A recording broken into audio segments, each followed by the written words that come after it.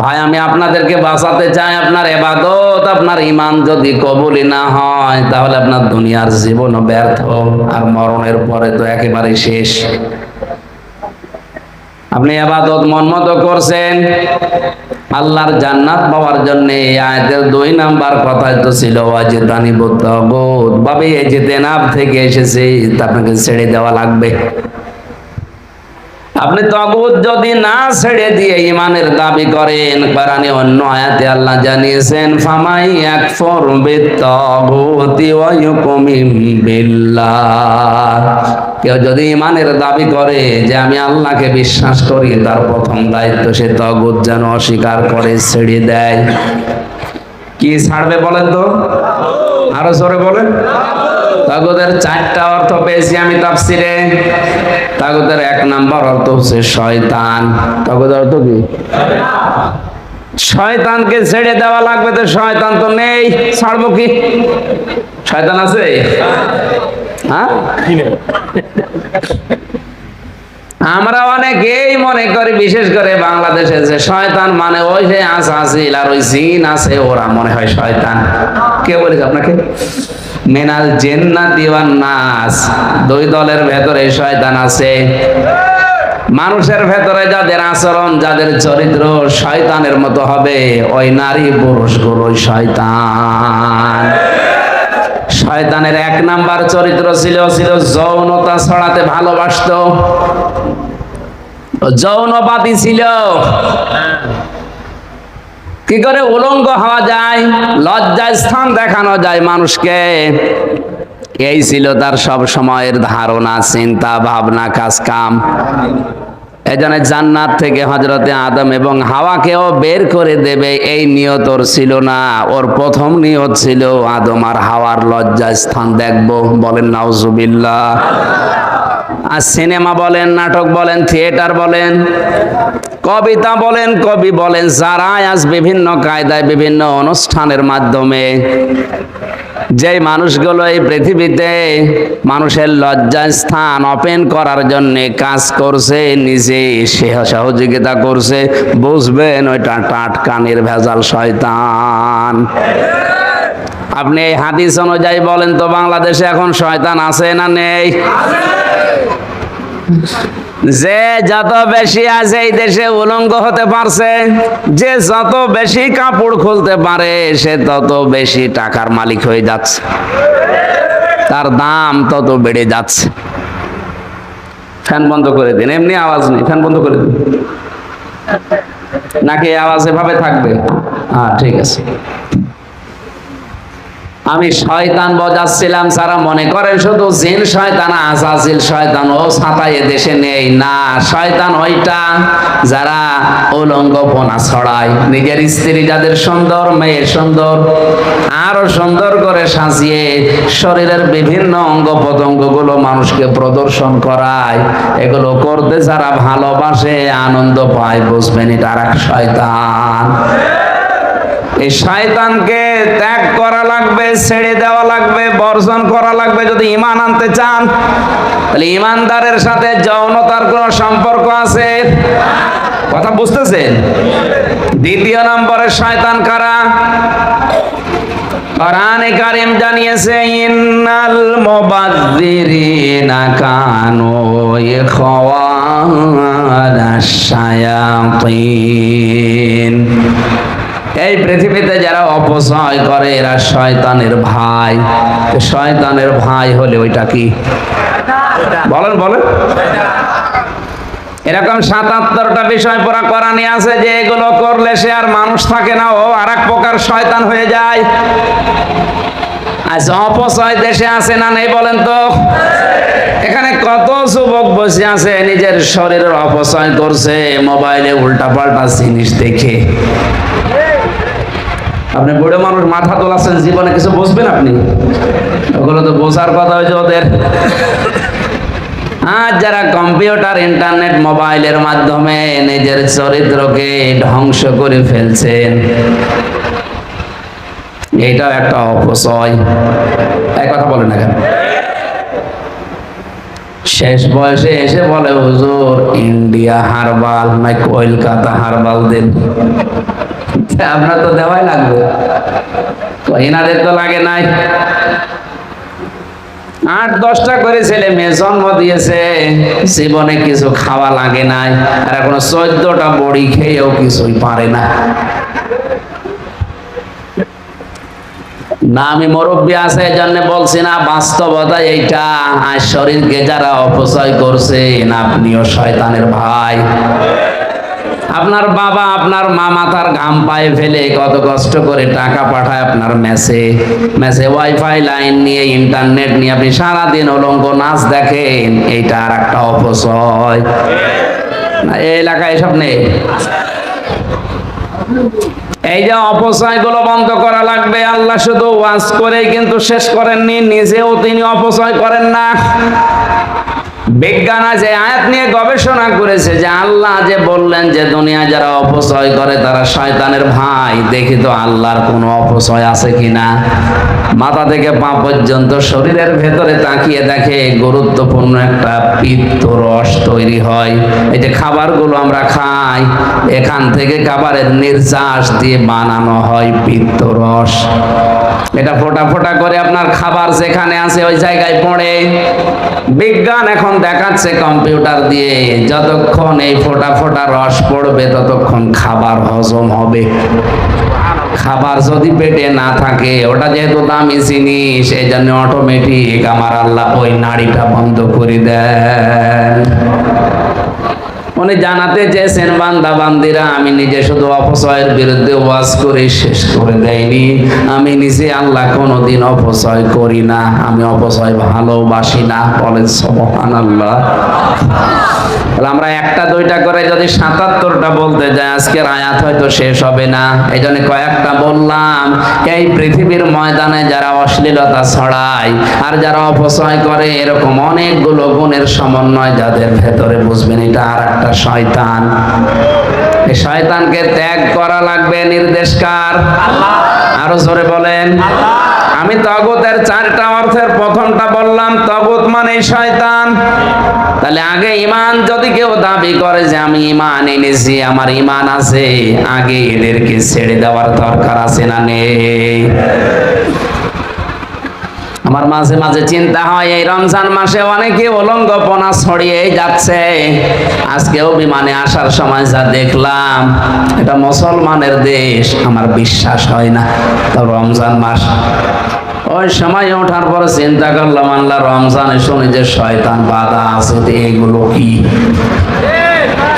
তখন এই হাদিসটা মনে পড়লো, নবীজি জানিয়েছেন যারা যৌনতা ছড়ায় এরা আর এক প্রকার শয়তান, এরে আর বেঁধে রাখবে কি, এ তো নিজেই বাধা আছে।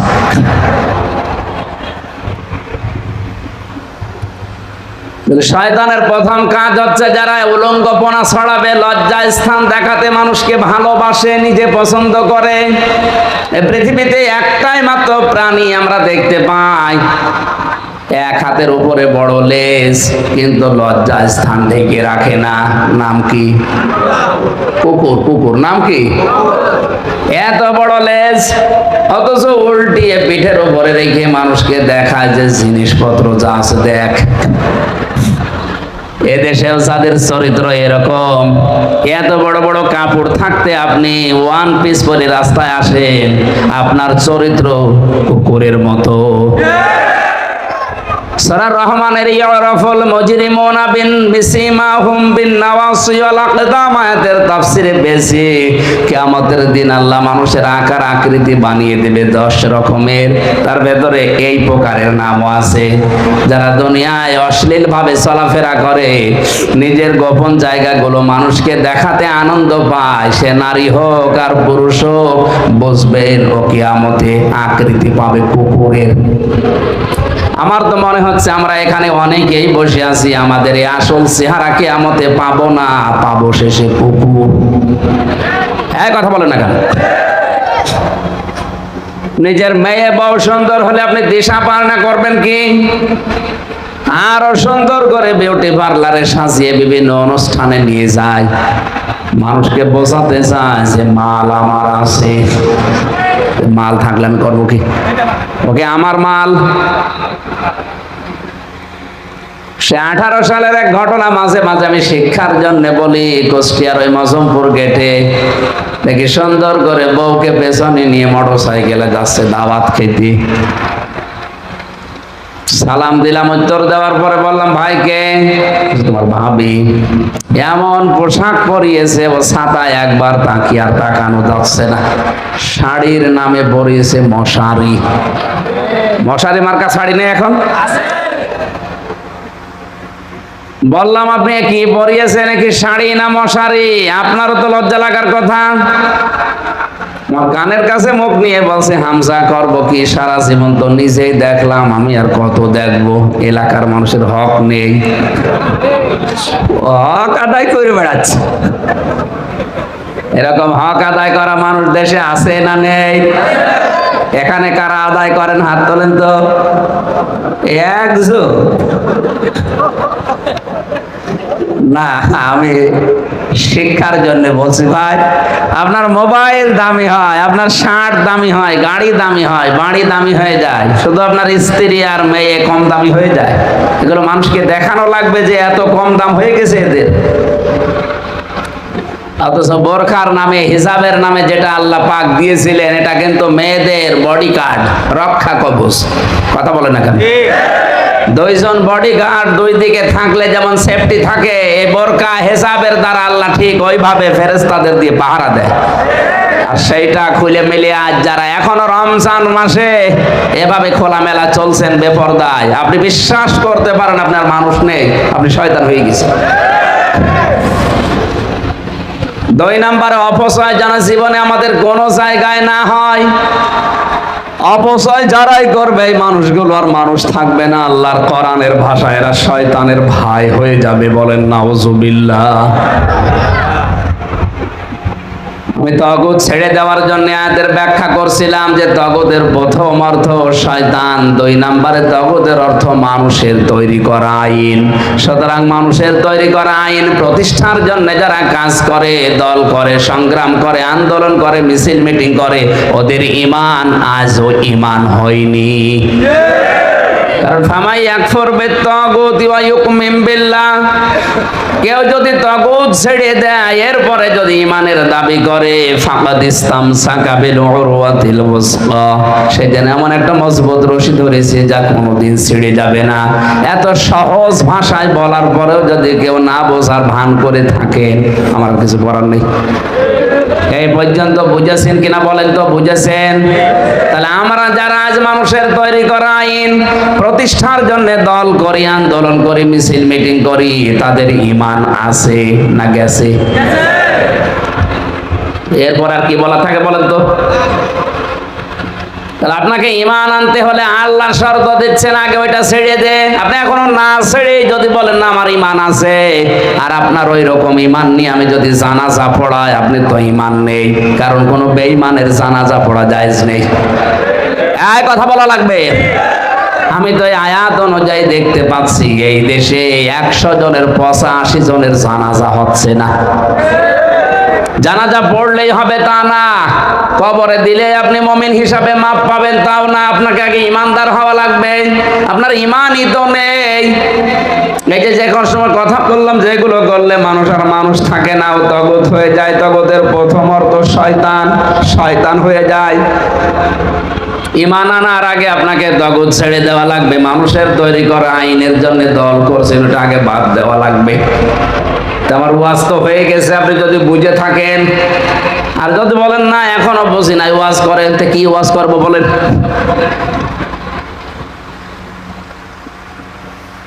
নবীজির কথা ছিল অল্প, অর্থ ছিল বেশি। আর আমার ঘন্টার পরে ঘন্টা আমরা বইকে যাই, আমাদের কথার তো কোনো মাল ম্যাটারস নেই। আমি যে কথা বলেছি কয়েক মিনিটে আমার ওয়াজ কিন্তু হয়ে গেছে, আপনি যদি বুঝে থাকেন। শয়তানের কাজ কারবার ছেড়ে দিয়ে মানুষের তৈরি করা আইন প্রতিষ্ঠার জন্য দল করলে, আন্দোলন করলে, মিছিল মিটিং করলে ঈমান থাকে না। তো বাংলাদেশে আপনি মিলান 100 জনের 85 জন ধরা খাবে। কথা বলা লাগবে ভাই।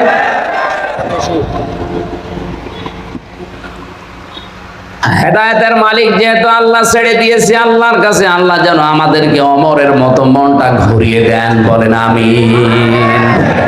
সেও কিন্তু জিরো ছিল, তাকে আল্লাহ জিরো থেকে কোরআনে কারিম দিয়ে হিরো বানিয়েছিলেন।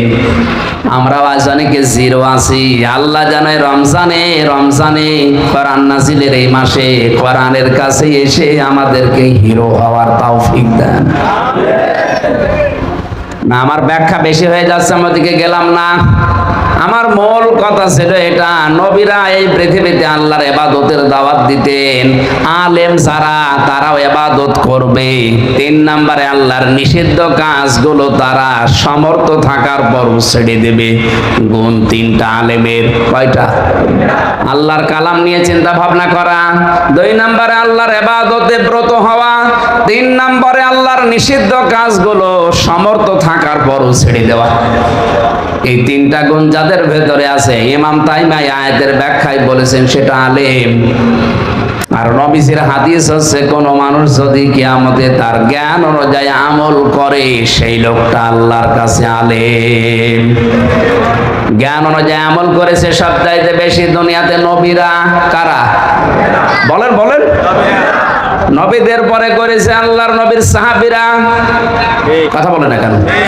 তারা জ্ঞানের উপরে আমল করতে গিয়ে নিজেদের উপরে শাস্তি নিয়েছে, তারপরও জ্ঞান থেকে তীরা পেছনে হয়ে যায় নাই। জেনা করে ফেলেছিল, নবীজির কাছে গিয়ে বলে, হে রাসূল, আমি শয়তানের ধোঁকায় জেনা করে ফেলেছি। নবীজি বললেন, না ঠিক আছে যাও। 3 বার ফেরত দেওয়ার পরে যেহেতু জ্ঞান তাকে মাফ করেনি, জ্ঞান ডেকে বলছে, যদি এ পাপের শাস্তি দুনিয়ায় না হয়, কিয়ামতে আল্লাহ নিজেই ডবল করে বিচার করবে। এ কারণে বারবার এসে বলছে, হে নবী, হ্যাঁ আমি সুস্থ মস্তিষ্কে শয়তানের ধোঁকায় পড়ে যৌবনের তাড়নায় করেছি, আপনি আমারে শাস্তি দেন। দুনিয়ায় যদি এদিক ওদিক করে চুরি করে আমি বেঁচে যাই, কিয়ামতে তো বাঁচবো না।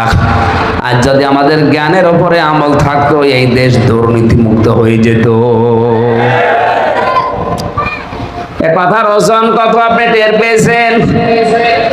জ্ঞান অনুযায়ী আমল নেই, এই জন্য অধিকাংশ মানুষগুলো তাদের বাস্তবতায় আমরা দেখি জ্ঞান আছে কিন্তু জ্ঞান পাপী। তাছাড়া জ্ঞান অনুযায়ী আমল করলে কোনো মানুষ এসি ঘরের ভেতরে 2 মিনিটের ভেতরে 5 কোটি টাকা উপায় করা সম্ভব না। এই কথা বলেন না কেন? ঝিনাইদার এক টিওনর বাড়িতে খাবার খাচ্ছিলাম, খাবারের পরে দিয়েছে চা। চায়ের নিচে যে পিরিচটা ছিল দেখি ভাঙ্গা। আমি তো হেসে ফেলেছি। আমার দিকে তাকিয়ে বলছে, হুজুর আপনি কেন হাসেন? আমি বুঝেছি আপনি মনে করছেন আমি টিওন। চা দিয়েছি, চায়ের পিরিচের নিচে, কাপের নিচে পিরিচ ভাঙা, এই জন্য আপনি হাসেন। অথচ গতকালকে একটা সই করলে একবারে আমি 5 লাখ টাকা 2 সেকেন্ডের ভেতরে পেয়ে যেতাম। এরকম কাপ আমি 1000টা কিনতে পারতাম। কিন্তু ছোটবেলায় আমি কোরআন পড়েছি, আমি এতটুকু বুঝি যে জেনে শুনে ঘুষ খাওয়া যাবে না। জ্ঞান অনুযায়ী আমল করেছে। আমরা আল্লাহর ওলি খুঁজে পাই না। অনেকে মনে করে আল্লাহর ওলি মনে হয় চট্টগ্রামে ওই গাছতলায় বসে ওহো করছে। ওইটা কে বলেছে আপনাকে? ওটা টাটকা নির্ভেজাল শয়তান, যাদের কোনো কাজ নেই কাম নেই, বসে বসে খায়। এটা আল্লাহর দুশমন।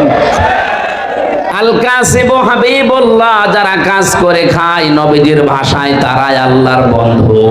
বাংলাদেশে 48,000-এর উপরে পীর। একটা দরবার দেখান যার কোনো কাজ আছে, দেখান, আমি সেখানে যাব। কোনো কাজ নেই, শুধু বসে খাওয়া ছাড়া। আর দেখবেন যারা বসে বসে খায় তাদের 2টা জিনিস বড় হয়, একটা জহব্বা আর একটা পেট। কথা বলেন না কেন? 48,000 পীর এই দেশে সরকারি জরিপে আমার মনে হয় 47,999 জনেরই ভরি বড়। এত বড় বড় পেট হয়। মহিলারা লজ্জা পায় আল্লাহ, ছেলে মেয়ে হয় আমাদের, আর পেট হয় ওর। কি ভরি? আখেরি ভরি। ও কোন মারা যায় ভরির উপরে? না, আপনাকে কাজ করা লাগবে। এই ভুল ধারণা থেকে বেরিয়ে আসেন। কে বলেছে ওই গাছতলায় বসে আছে যে লোকটা ও আল্লাহর ওলি? কে বলেছে আপনাকে? আল্লাহর ওলি ওইটা যে লোকটা কাজ করে খায়, শ্রম দিয়ে খায়। লাকাদ খালাকনাল ইনসানা ফি কাবাদ, অবশ্যই আমি মানুষকে এই কঠোর পরিশ্রমের মধ্য দিয়ে বানিয়েছি। আপনি যদি শ্রমই না দেন, কষ্টই না করেন, তাহলে আপনার হাতির মতো শরীর কি করবেন আপনি বলেন? আমি কথা কি বোঝাতে পারছি? বাস্তবতা এইটা। আপনার দুনিয়ার প্রত্যেকটা নবী কাজ করে খেয়েছে, কোন নবী বসে খেয়েছে আমি কোন নবীর জীবনীতে পাইনি। আমাদের আদি পিতা হযরতে আদম, তিনি চাষ করে খেতেন। হযরত দাউদ আলাইহিস সালাম, তিনি লোহা পিটিয়ে সোজা করে খেতেন, কামার ছিলেন। আমাদের নবী মুহাম্মদুর রাসূলুল্লাহ, তিনি ব্যবসা করে খেতেন। সুবহানাল্লাহ বলতে পারেন নাই? পৃথিবীর কোন কাজ ছোট না। আপনি যদি রাস্তা ঝাড়ু দেন, ওইটাও ভালো কাজ, চুরি না করলেই হলো।